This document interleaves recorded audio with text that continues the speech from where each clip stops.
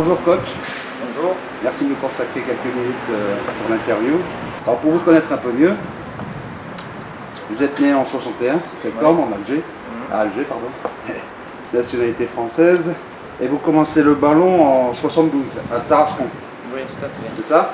Jusque-là, je dis pas de bêtises. Non, non, c'est là où j'habite toujours d'ailleurs. Oui, c'est là où j'ai commencé. Vous êtes passé par Arles, Nîmes, CT, SCCT, Ouais. 7, Olympique Avignonnais, Oui. et pour finir en 94 au stade Beaucaire, Stade Beaucairois, oui. où vous changez de costume, c'est là que vous devenez entraîneur, je crois.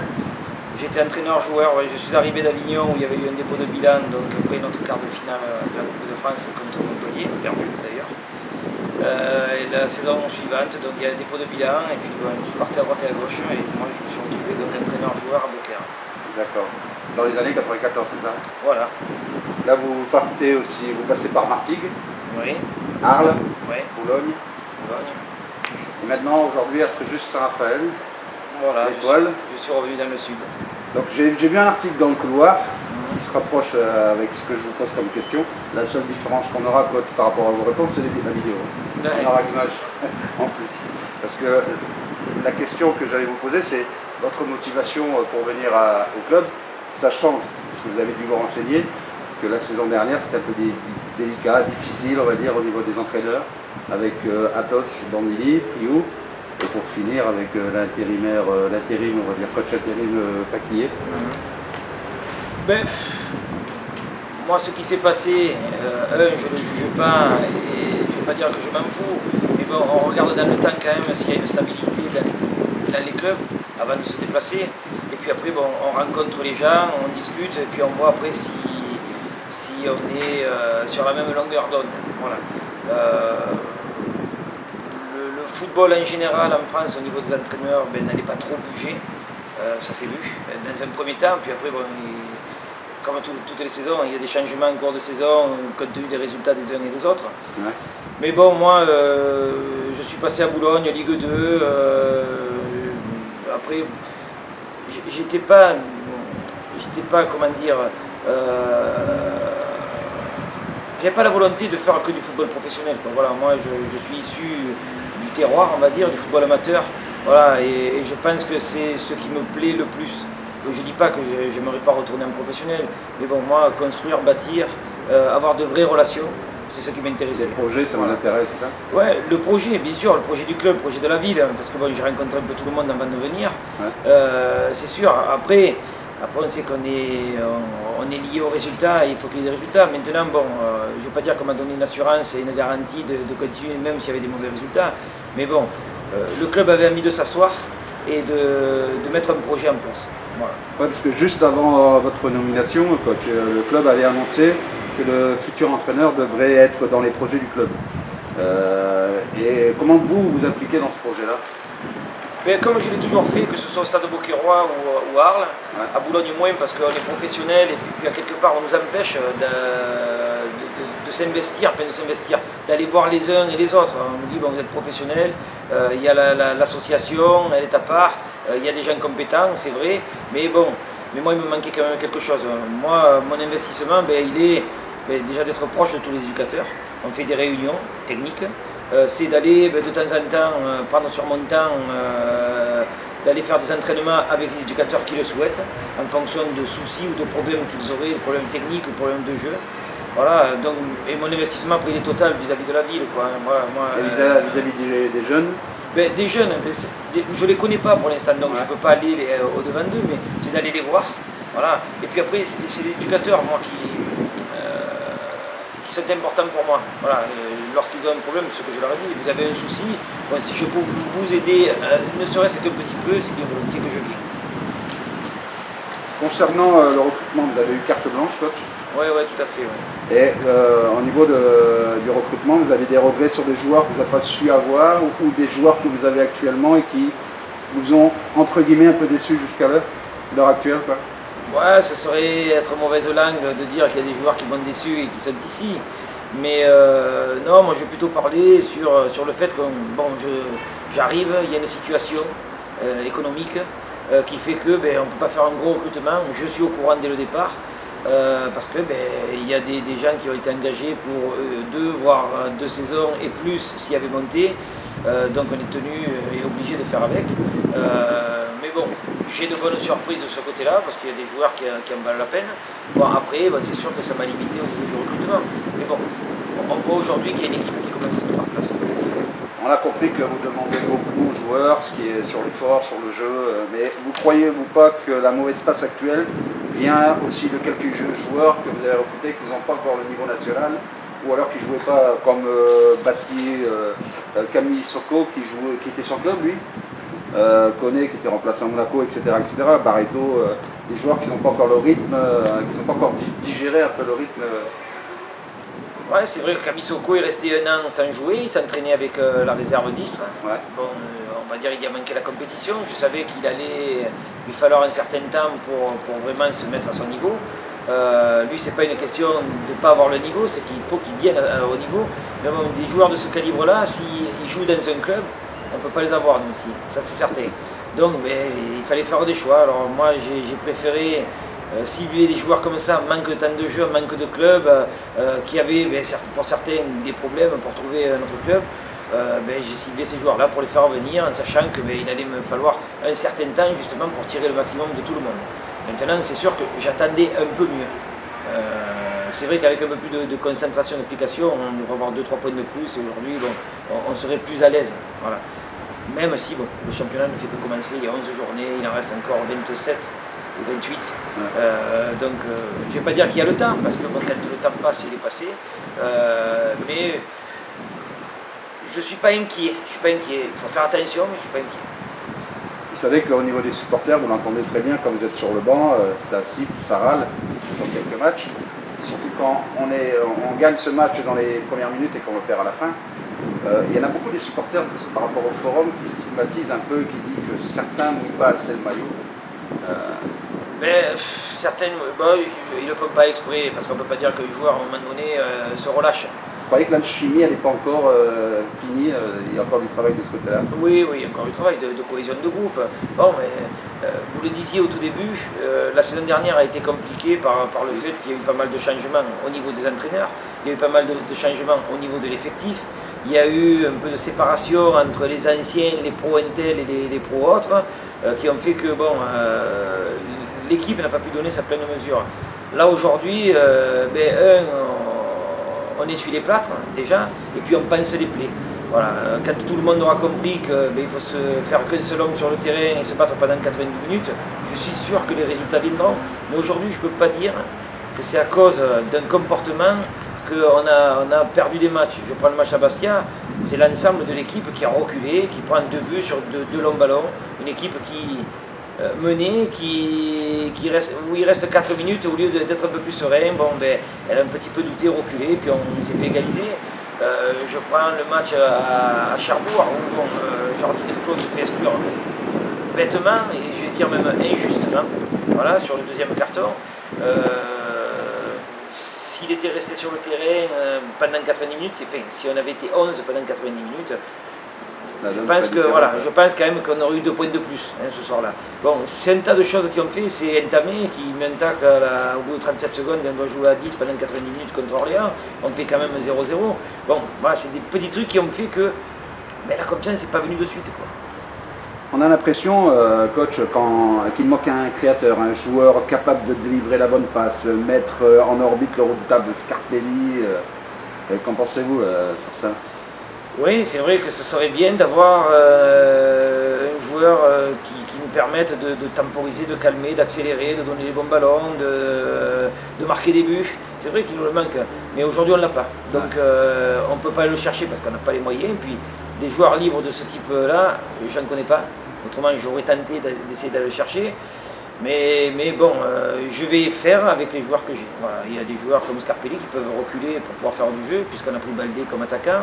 Il y a des jeunes comme Diri, il y a le jeune Raphaël Delvigne. Voilà, il y a des joueurs qui ont de la qualité aussi. Il y a le petit David Gomis que je vais intégrer dans le groupe, qui a de la qualité aussi, qui n'est pas le numéro 10 à l'ancienne, je vais dire, et puis qui n'a pas la maturité aussi d'un gars qui a joué au très haut niveau.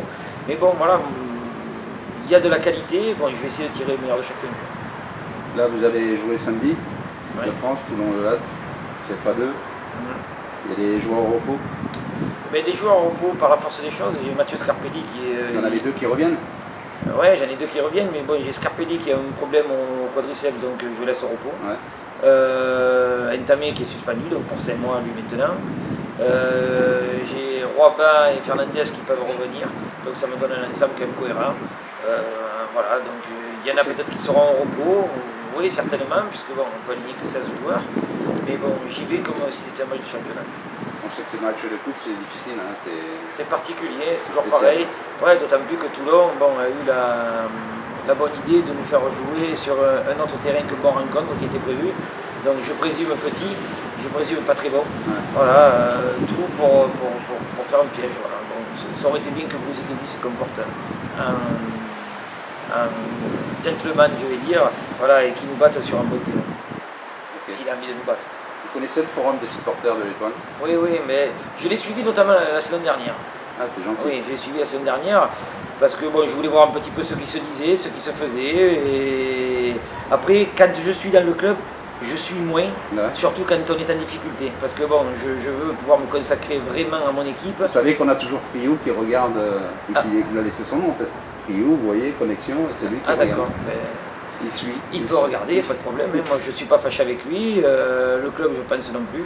Voilà, après, il y a des choses qui sont passées. Moi aussi, je me suis fait virer d'autres clubs, comme on dit vulgairement.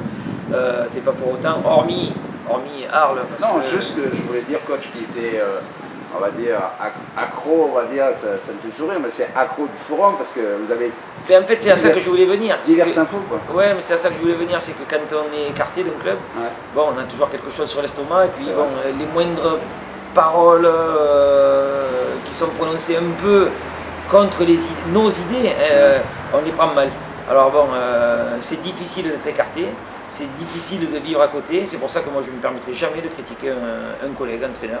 Voilà, et s'il regarde le forum, ben, je lui dis de s'accrocher, qu'il trouvera quelque chose en quelque temps, mais que jamais je critiquerai qui que ce soit. Elle tourne toujours, c'est une question de diamètre. Juste une petite question personnelle, malgré qu'on est filmé, coach, juste pendant que je vous ai, je filme les matchs, je suis moi-même supporter de l'Étoile Fréjus-Saint-Après, je filme les matchs et je mets un résumé d'1 quart d'heure, 20 minutes, justement les supporters qui n'ont pas pu venir, tout en respectant mon club. Je ne mets pas des images qui peuvent compromettre qui que ce soit ou rabaisser l'image de mon club. Est-ce que ça vous gêne ces images-là? Ben, dans une certaine mesure, un peu. Alors pourquoi? Parce qu'il existe une plateforme d'affiches où les clubs paient pour mettre leur match en entier.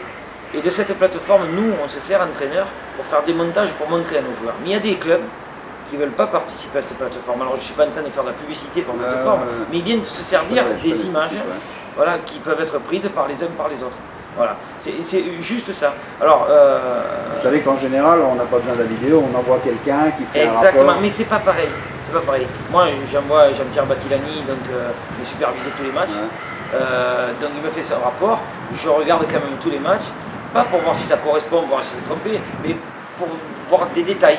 Voilà, des détails sur lesquels je pourrais travailler sur l'équipe adverse. Voilà. Alors, moi après, ça ne me gêne pas. Au contraire, plus on parle du club, mieux c'est. Voilà, plus on donne une belle image du club, mieux c'est. Mais bon, c'était juste du fait que... on peut déceler des points faibles.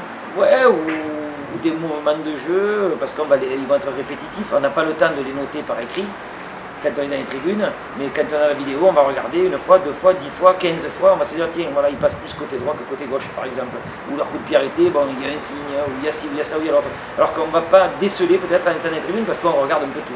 Donc les images que je fais moi, vous avez donné l'explication, mais celles de Laurent, Prioto et Christophe, ça peut aussi vous gêner. C'est un plan écarté. Toutes les images. Toutes les images. Voilà. Non, je ne vais pas dire un tel oui et l'autre non, c'est toutes les images. Mais de notre côté, franchement, c'est le modernisme. Et puis, vous connaissez, vous qui avez été dans le monde professionnel. Et puis, au plus on parle de nous, mieux c'est finalement. Voilà. Il n'y a que dans certains cas où je demanderai justement, vous disiez, qui vont donner une mauvaise image ou un litige qu'à la limite il faudrait éviter de passer. Alors coach, juste pour terminer, 2 victoires, si je me souviens bien, 6 nuls, 3 défaites. Juste pour nous rassurer pour la suite. Ben, j'espère qu'on va vite passer à 6 victoires et qu'on va rester à 6 nuls et qu'on restera à 3 défaites. Mais c'est vrai qu'on est en déficit de points, on est en déficit de confiance, c'est vrai. Mais quand je regarde les matchs, on mène à Bastia, on mène à Cherbourg, on mène contre le Paris FC, on mène contre Boulogne, on égalise contre Vannes et on doit gagner le match aussi. Alors quand je dis qu'il nous manque dans notre tableau de marche au moins 3 points, c'est plus que ça si on avait su être un peu plus calculateur.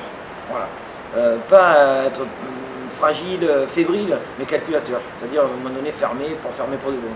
On marque, on devrait baisser le rideau, moins jouer. Voilà, moins jouer. Et je prends le match même de Luzenac. À Luzenac, on a 4-2. Si on reste sur le résultat sec, on dit ils ont pris une rousse. C'est vrai. Mais quand je regarde les images, quand je regarde le match, on a eu plus d'occasions qu'eux.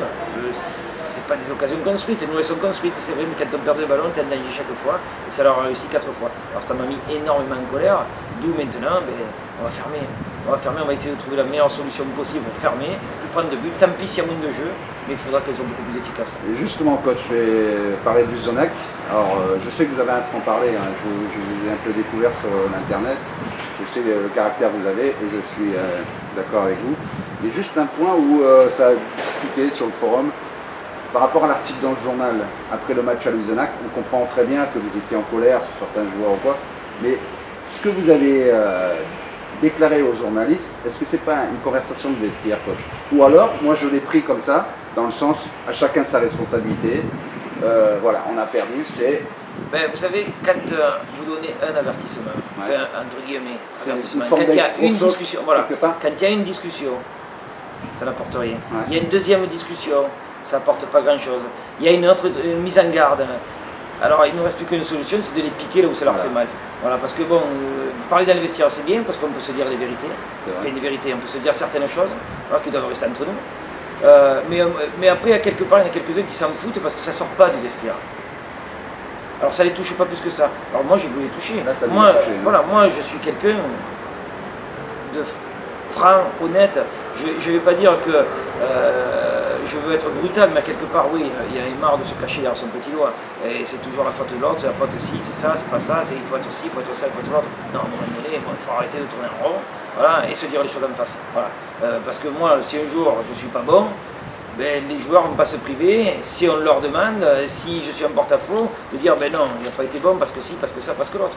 Voilà. Alors, pas que je voulais les critiquer, mais je voulais leur faire savoir qu'on n'était pas content. C'est pas Michel Esteban, c'est tout le monde qui n'est pas content. Eux, ils n'étaient pas contents de la prestation, moi je n'étais pas content, le staff n'était pas content, les dirigeants, la ville, personne n'était content, les supporters, personne n'est content de prendre 4 buts à Luzenac. C'est pas Luzenac, ce serait un autre match, ce serait pareil, mais d'en prendre 4 comme ça, on ne peut pas être content, on ne peut pas être satisfait. Alors oui, c'est vrai, je ne vais pas dire que ça a été maladroit parce que c'était calculé, mais je voulais les toucher. Non, mais je sentais que c'était calculé. J'espère que ça les aura touchés. Je ne veux pas les rendre fébriles parce que je ne veux pas qu'ils jouent avec le triomètre à 0 comme on dit, mais je veux qu'ils se libèrent et qu'ils jouent. Voilà, le meilleur moyen de gagner un match, c'est de se libérer et de jouer. On a senti qu'ils ont joué quand même avec la peur au ventre. Hein, oui, contre Quevilly, oui. Ils n'arrivaient pas à se libérer. Il y avait ça, plus... Par contre, le but, on a senti une explosion. Ah ouais, une délivrance quelque part. Voilà. Mais bon, c'est vrai que la composition d'équipe, j'avais Dembélé qui n'avait pas joué depuis un mois, Keita qui n'avait pas joué depuis un mois, le petit Delvin qui jouait latéral droit, Malpuis latéral gauche. Bon, beaucoup de changements, pas beaucoup de cohésion. Et en plus, un match important contre le dernier. Il fallait gagner, quoi, il fallait gagner. Voilà. Parce que nous aussi, on avait la peur au ventre. Hein, on l'avait tous. Moi, j'ai passé une mauvaise semaine. J'ai passé après encore un mauvais week-end, même si on avait gagné. Après, ça s'est estompé, ça s'est atténué à partir du lundi. Parce que bon, quand on cherche les points positifs, hormis les 3 points, et si on devait gagner tout le temps comme ça me fait rien qu'on gagne. Mais il n'y a pas trop de points positifs. Ouais, j'ai senti une équipe touchée un petit peu. Voilà. Donc maintenant, à moi de leur redonner du moral et puis d'avancer. Bon, merci coach pour m'avoir consacré ces quelques minutes pour l'interview pour le Merci à vous et merci aux supporters hein, de venir nous supporter, de venir nous aider. Il faudrait un peu plus d'engouement parce que je pense que les joueurs ont le plus besoin c'est d'être poussés, de sentir que derrière ça pousse. On a vu un petit groupe avec... Ça commence. Ça démarre tout doucement. Voilà, comme notre saison. Merci coach. Voilà, merci à vous.